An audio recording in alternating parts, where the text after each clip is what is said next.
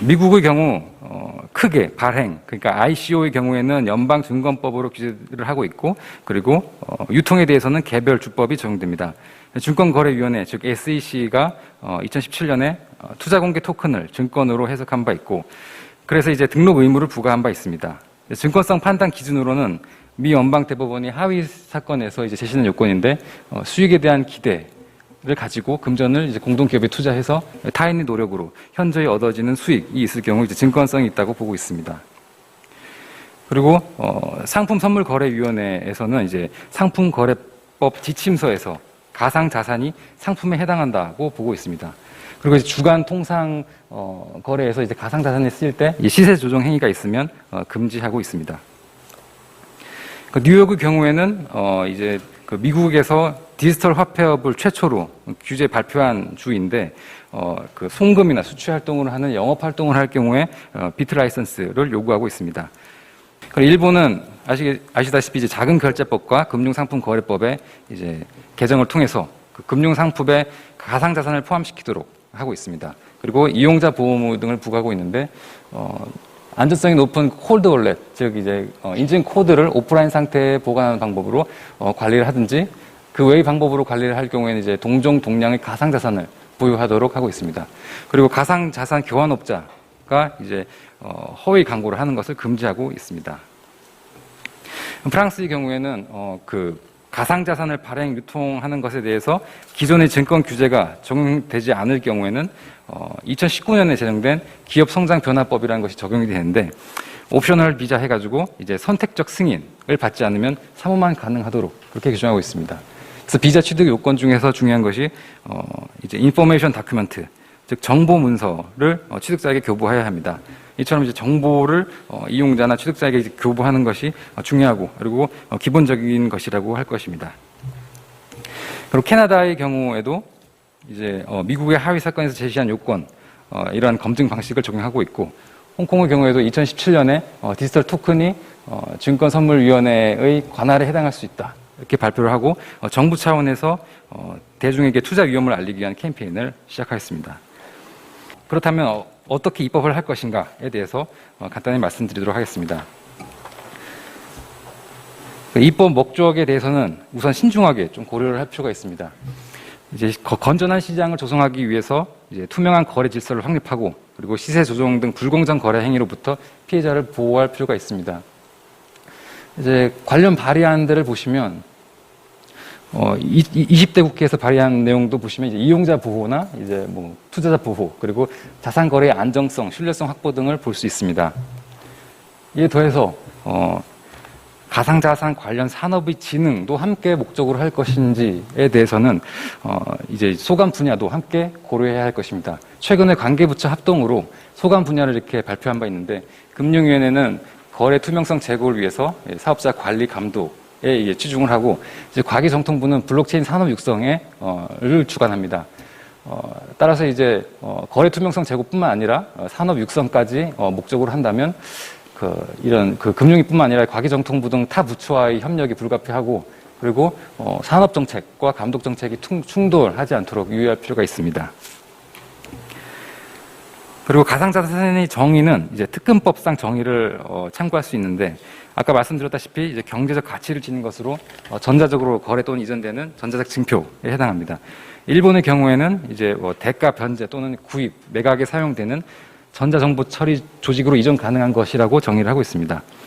참고로 영국이나 스위스의 경우 가이드라인 상에 이제 교환형 그리고 증권형, 유틸리티형으로 구분을 하고 있는데 가상자산은 이제 새로운 유형, 아까 말씀하신 뭐 NTF나 이런 것들이 등장할 수 있기 때문에 하위 법령에서 구체적으로 분류를 하고 상위 법령에서 포괄적으로 법적 정의를 한다든지 지위를 규정하는 방안도 생각해 볼 수 있겠습니다. 그리고 증권형에 대해서는 자본시장법이나 이런 타 법률과 충돌하지 않도록 관계 설정이 필요하다고 할 것입니다. 그리고 가상자산업의 세분화와 이제 진입 규제에 관련해서는 일단 금융위원회가 가상산업자에 대해서 이제 예시를 든 것이 거래업자, 보관관리업자, 그리고 지갑 서비스업자인데 이제 문제되는 것이 바로 ICO, 이제 발행업자입니다.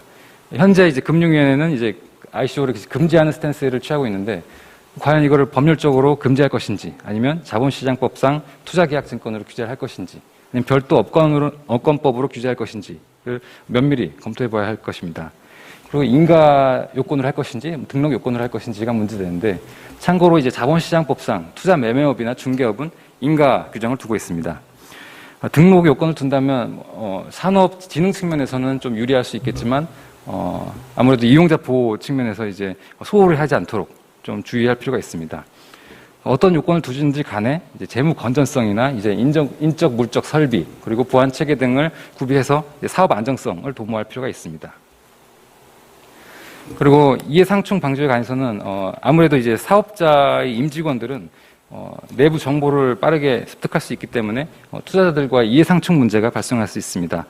그래서 이제 자본시장법상 이해상충 방지 조항을 참고해서 내부 통제 기준을 두게 하고 적절히 관리하는 방안을 생각해 볼 수 있겠습니다. 이때 문제되는 경우가 이제 거래업자가 수수료를 가상자산으로 받는 경우가 있습니다. 이제 업계에서는 이를 매도해야 현금을 확보하고 세금을 낼 수 있다 이렇게 주장을 하고 있습니다. 따라서 이제 자선 거래를 완전히 금지할 것인지, 아니면 외부 제3의 기관을 통해서 허용할지, 아니면 시세 조정이 아닌 그 수수료 현금화는 허용할지, 허용한다면 어떤 기준을 할지를 좀 고민을 해볼 필요가 있겠습니다. 그리고 이용자 보호 관련해서 이제 제20대 국회에서 이제 예치금 별도 예치나 설명 의무 이렇게 부과한 바 있는데, 참고로 금소법상 금융상품 6대 판매 원칙도 적용하자 이런 주장도 있습니다.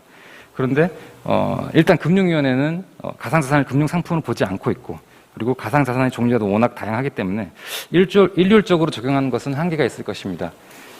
다만 이제 동일 기능 상품에 대해서는 동일 규제를 적용하는 것을 고려할 필요가 있겠습니다. 그리고 이제 뉴욕주의 경우에는 아까 말씀드린 바와 같이 이런 리스크들을 공지하도록 되어 있고, 뭐 법화가 아니라는 점, 그리고 뭐 변동성에 의해서 큰 손실을 입을 가능성이 있다는 점, 이런 점들을 공지하도록 되어 있습니다. 예치금 별도 예치에 관해서는 자본시장법상 이제 예탁금을 고유 재산과 구분해서 이제 예치하거나 신탁하는 것, 이 조항을 참고할 수 있겠습니다.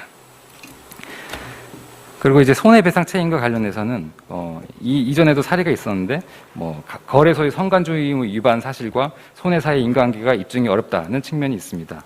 참고로 아까 말씀드린 금소법에서는 이 손해배상에 대해서 설명 의무 위반에 대해서는 고의 과실이 없음을 회사가 입증하도록 하고 있습니다. 이와 같은 이제 손해배상 책임에 있어서 입증 책임 전환도 고려해 볼 수 있겠습니다. 그리고 불공정 거래 행위 금지에 대해서 이제 20대 국회에서는 이제 공통적으로 시세 조정 행위가 금지되고 있는 점을 알 수 있습니다. 시세 조정이 어떻게 이루어지고 있는지 단적인 것을 보면 이제 거래소와 이제 코인 업체들이 그 각 업체의 시세 조정팀과 합작해가지고 정말 실제 거래가 이루어지는 것처럼, 거래는 없지만 실제 거래가 이루어지는 것처럼 만들고 있는 것을 확인할 수 있습니다. 그리고 현행 이런 시세 조정 등 불공정 거래 행위를 막기 위해서는 이제 자본시장법을 참고할 수 있겠는데, 참고로 이제 지난달 21일에 이제 이용우 의원님께서 이제 발의하신 내용인데, 그 시세 조정과 관련해서 이득뿐만 아니라 시세 조정에 쓰인 자금까지 몰수 추징하는 자본시장법 개정안이 본회의를 통과한 바 있습니다. 이제 보시는 바와 같이 형법에서도 이제 범죄에 제공할 거나 제공하라는 물건이 몰수 대상이 되는데, 시세 조정에 대해서도 이를 참고해서 규정하는 방안을 생각해 볼 수 있겠습니다. 결론적으로 말씀드리면,